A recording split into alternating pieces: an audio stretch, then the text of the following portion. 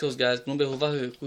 mà nó bị hô chẳng có tiền, li tu đến từ nữa, bài tu li vạc cứ nữa. This will be a cover song, so hope you guys enjoy and rate, I guess.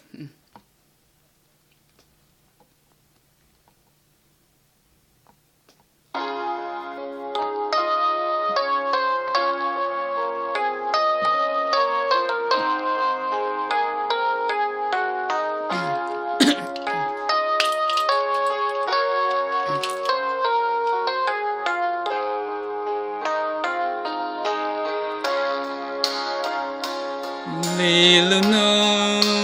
tuần gì lưu địa tê giờ tiề cú mua cú lưu xia chùa cờ đến đỡ có bao cha lo yin yuan thiên tàu kế cho cả tua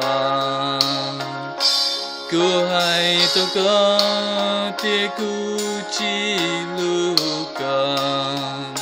chỉ mùa có cô lưu nè lo tu chia cô yên thiệt tao có mong cô hai tao thấu lời xưa do chỉ mua câu cú lưu nè thiềm mù thông lưu can du lo từ chỉ mua từ dòng ly con ly tu đến từ mù chỉ đòn giờ mùa cũ lưu xia trái mù lo yin yuan thì tao cho kê na chua tao bông tao cả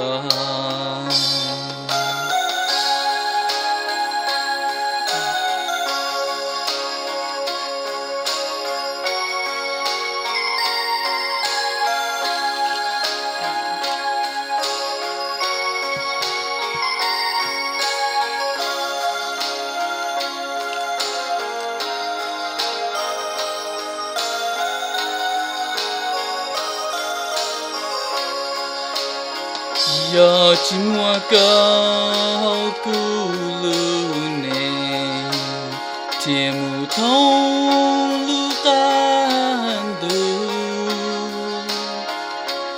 là tu chỉ mua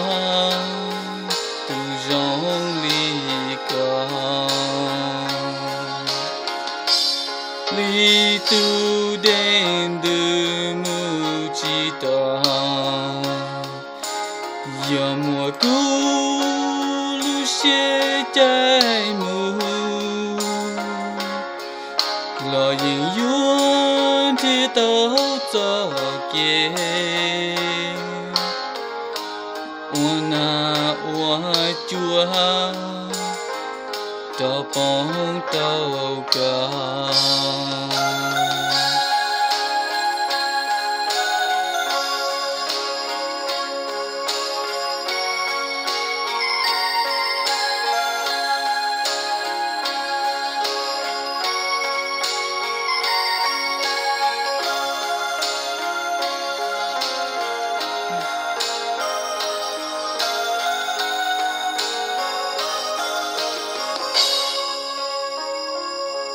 Chana, thank you guys for listening and watching.